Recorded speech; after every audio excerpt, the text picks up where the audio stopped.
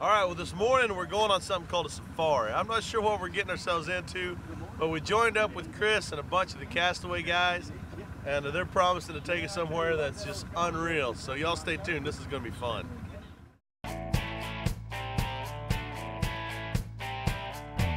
Welcome to the Texas Saltwater Series Fishing Show, home of some of the hottest fishing action on the Gulf Coast, with your hosts, Jim Elrod and Scot Simmon. Join us as we travel the Texas coast, fishing with some of the state's top anglers. Sponsored by Cabela's, Blue Wave Boats, Suzuki Marine, Minn Kota, Humminbird, Kielbasa, Castaway Rods, Strike Pro Lures, and Executive Signs.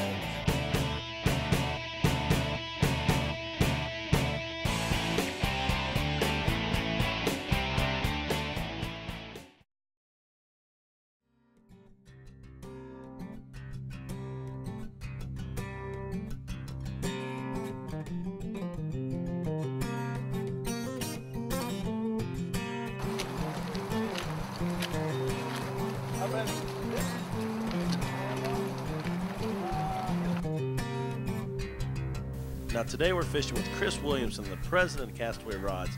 And Chris called me and said, Scott, I've got this great spot I want you to try out. Really cool fishing. So I said, sign me up, let's head out. First thing we did is we grabbed our top waters, and Chris was hooked up before we even knew what happened.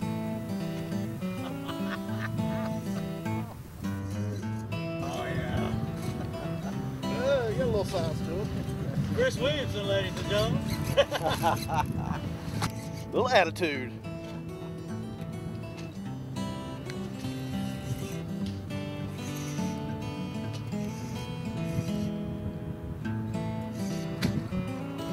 Yeah.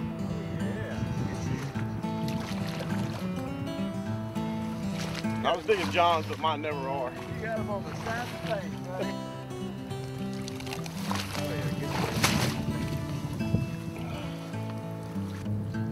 Using a Shimano New Corrado for 2008/9 Castaway skeleton rod, Strike Pro Topwater. Now joining us today are John Sexton with Team Castaway Rods and Larry Brow, who's my father-in-law and also one of our tournament officials for the Texas Saltwater Series. Now John was the mastermind behind this trip. These are his secret spots, and he was nice enough to take us back there and show us where he's been hiding these redfish. He was also nice enough to let us catch them all.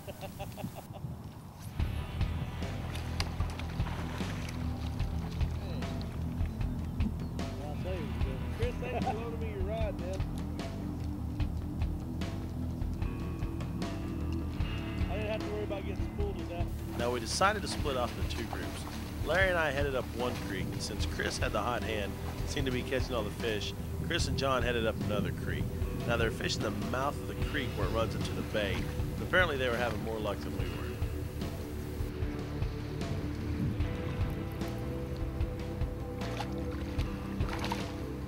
Yeah, the one that came through at first, I thought that was the one you were hooked up to.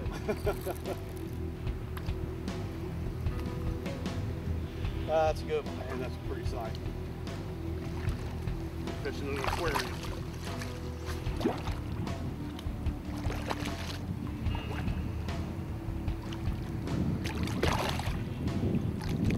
Oh man, just missed it.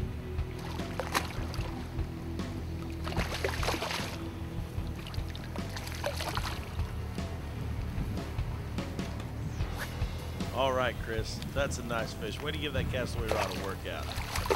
Now Chris is throwing soft plastics, you can see. And we were throwing top waters, we were throwing wake baits and soft plastics all day. It really didn't seem to matter if we were eating all of them. We're walking up in this little back slough. We get a few bumps, and we knew there was something back in there, and kept throwing in there. And hooked up with this one. He was running toward open water and had his little brother with him. So we're going to continue on back up in there, and should be pretty exciting.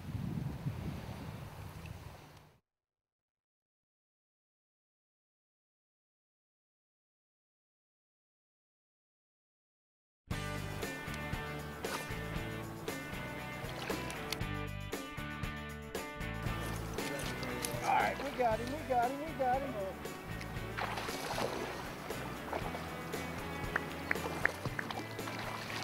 He's a little red.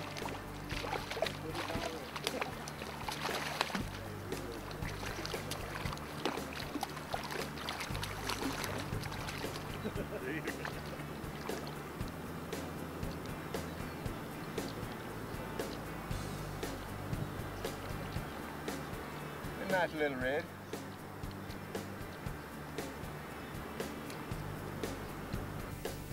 Now let's join back up with Chris as he heads up a creek that's only about 4 to 5 feet wide.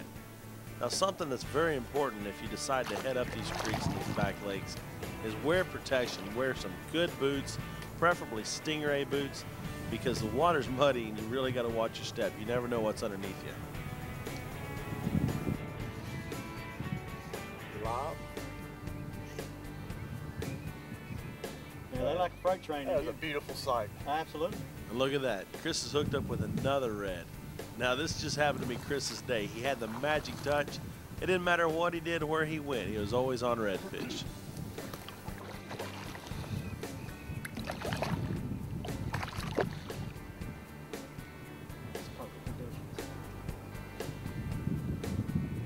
Literally scripted any better.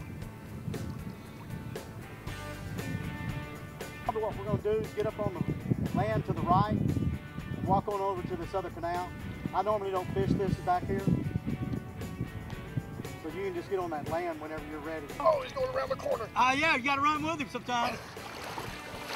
Just go down with him. Go down with him. Oh, here he comes. Okay, is he coming back? Okay. Yeah, because if he starts passing that corner, he's going to break you off. Yeah.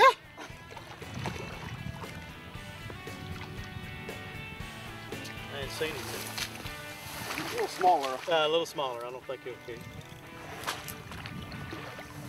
Sitting right there in the corner. Corners are good.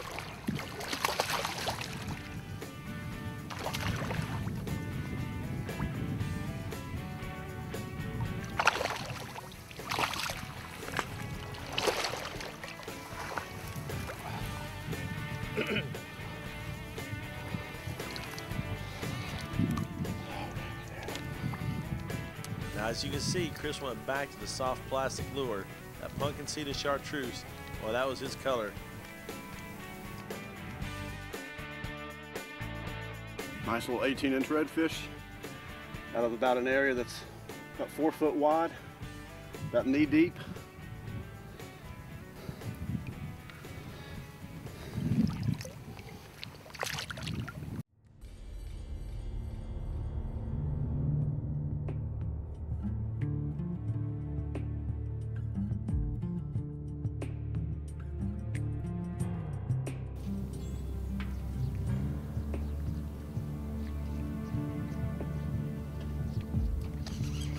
Oh, man. that was a little Now, one. as you can see, John was a gracious host.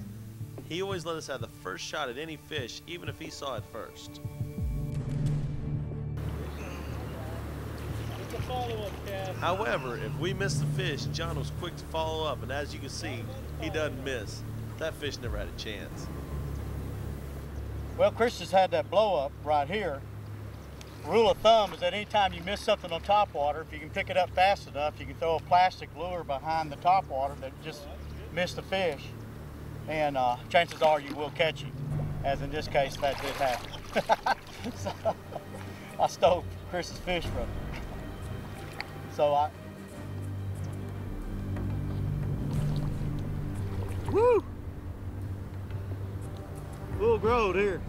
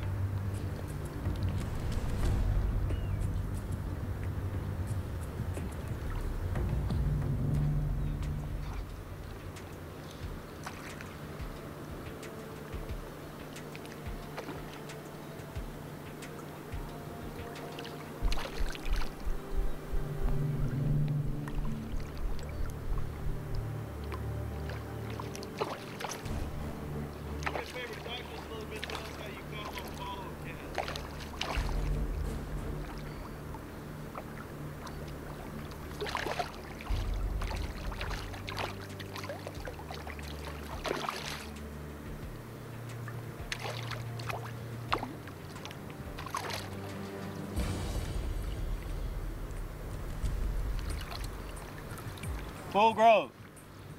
Nice fish. Do you want to keep these? Do you want to let them go? Let that one go. Let this one go. Yeah. We won't carry around any more weight we need to. Just rule of thumb, just basically when a fish misses a topwater like that and you do have a plastic handy, you can throw back behind it. And 9 times out of 10, you'll hook up on it.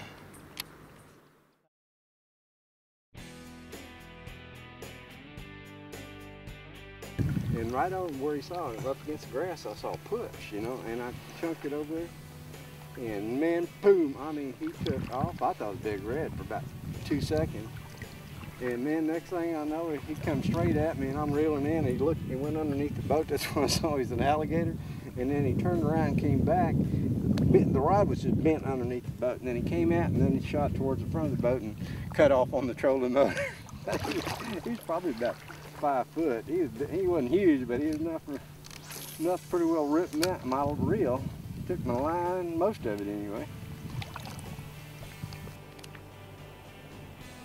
Make it proud.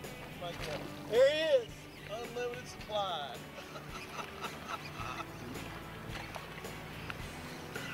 Woo!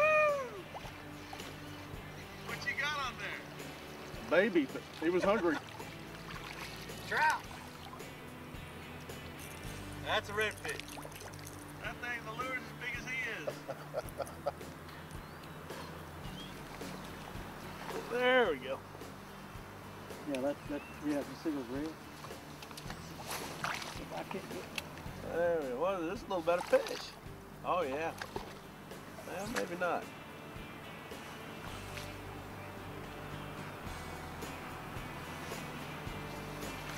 You stand down? No. No. About the same.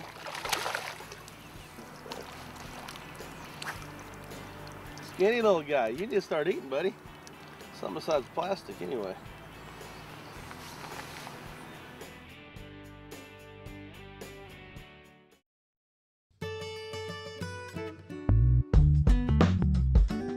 Benny Landrum here at the Texas Redfish Series Championship in Kima, Texas.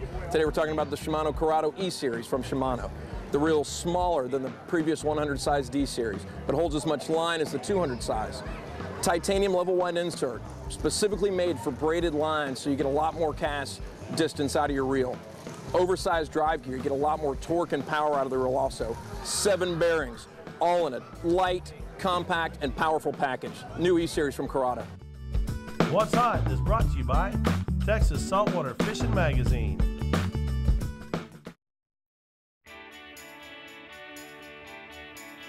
Now, the night before our safari, I talked Chris into going out and doing about an hour, hour and a half of sight fishing with me before it got dark. Hey, it's a little rat red. What about that? We knew someone was up there chasing that shrimp.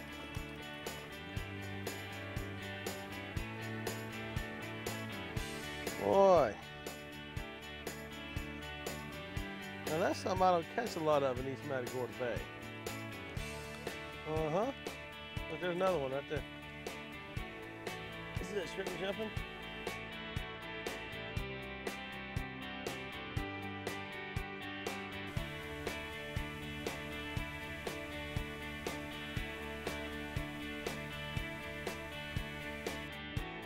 All right, today I want to talk to you about boat control.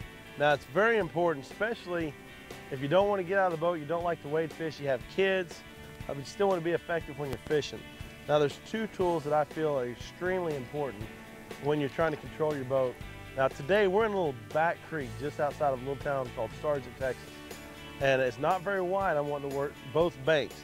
So how I do this is I use my power pole and I use my Minn Kota trolling motor. Now what I do is anytime I see something happen, like right now I just saw what I call push on the shoreline, which means there's a fish over there moving. And I want to get over there and fish it, but I'm on the other side casting it to the wind. So all I have to do is reach down, power pole down, hit my button, it's remote control. Once that's down, the boat stopped moving because I've got a pretty strong current in here. Now I use my Minn Kota and I can swing the nose any way I want to. Now if I'm fishing with someone else, that's also very important, especially if they're fishing off the back, because you don't want the person in the back, if you're going downstream with the nose going forward, to not have anywhere to cast, especially in tight quarters like we're in today. So I use the trolling motor, I use the power pole. Now I've swung the boat. I can lift the power pole up again. And now we're faced sideways. And we can keep fishing the creek and hit both sides. A little one. I saw that little mud ball. I expected a little bigger fish. Well, this isn't the typical fish we've been catching on the mud flats this time of year, but I'll take it.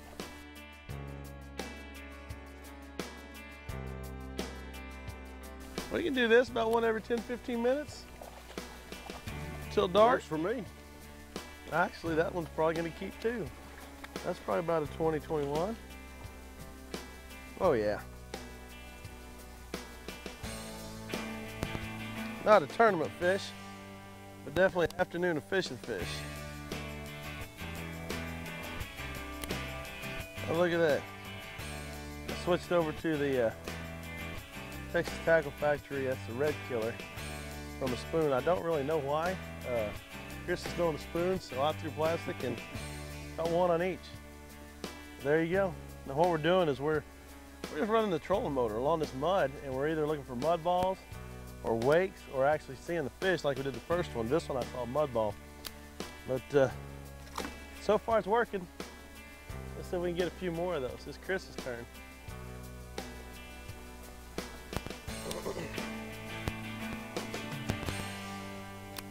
Was he right up on the edge of that grass?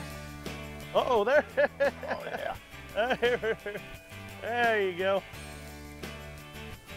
That's Chris's turn. Thanks for saving that one for me, You're Scott. welcome. Glad I could help. I can't believe he didn't spook after that other one. He was right there, right Yeah? where you came out of. Twins. That seems like a little better fish, isn't it? So, Pull some drag. Nice. All right, I'm gonna power pull down while you're fighting that.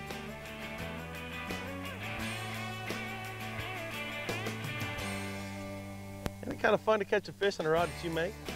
it's always the best. Always the best when it works out that way. Now, what action is that skeleton? This is a 6.5 medium light. I find it to be the best all-purpose for throwing soft plastic spoons, medium-sized topwater. Oh, well, that's a twin. Yeah. Now, if we're having a fish fry, and these, I'm guessing, are probably right on the money, maybe a little short, but that's perfect eating size if it's just about 20 and a half to 22 inches. Oh yeah. And he Catch liked the those all gold day. spoon. Well, there you go. We got one on silver, one on gold, and one on plastic. In about, what, 20 minutes? 15, 20 minutes. Not bad. Not monsters, not rod breakers, but I'm trying to see if you can break any. Now, I've been trying for 2 years. Yeah, I've got some 30-inch reds on here. Haven't been able to do it yet, but Pretty fish. tell me about the twister. Because is there an advantage to using it, or is it just something that's really cool to look at?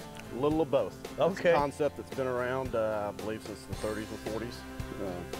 What it does is it takes the twist and torque off of a rod blank when you're fighting a fish. I got it. Because of the eyes on top, it does that kind of like spinning rod. Turns it into a spinning rod. Takes a casting rod and turns it into a spinning rod. Oh, that is cool. There's less breakage on spinning rods. All right. So, Well, I'd love to talk it's more a personal about it. but favorite of mine. We're running out of daylight. We got to fish. Good job there, Eagle Eye. Oh, I thought he feels a lot heavier. There's another one. There's another one. All right, let me point to you right here. Casting this mud bank right here. You're on him. Oh. Yeah! Good job, Scott. That's a double. Took me a little while, but I finally saw it. Nice.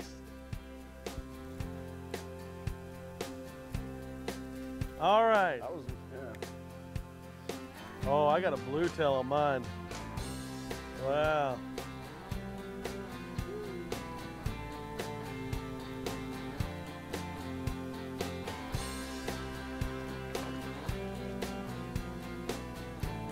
Oh, you got me, I think. Saved the bigger You one may for have me a that big- time. Yeah, you may have a bigger one than I got. Redfish then.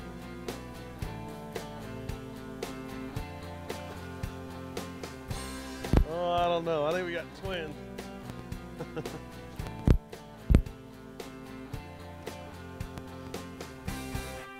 Yeah, we'll show these to everybody. You say redfish hang out with their size group? Look at that. That's twins. That is twins. Those are definitely keepers right there. Yes, we made a run at it. We made an evening fishing trip and got 5 or 6 redfish. Side cast. You can't beat that. No, it was a blast. I'll tell you what, we want to thank you for everything you do for us, for the tournament series, for the TV show. Thank you for the rods. Love the rods, and thank you for coming fishing with me. Not a problem. Thanks for the invite. I enjoyed it. I think we got time for a few more casts. We'll see y'all next time.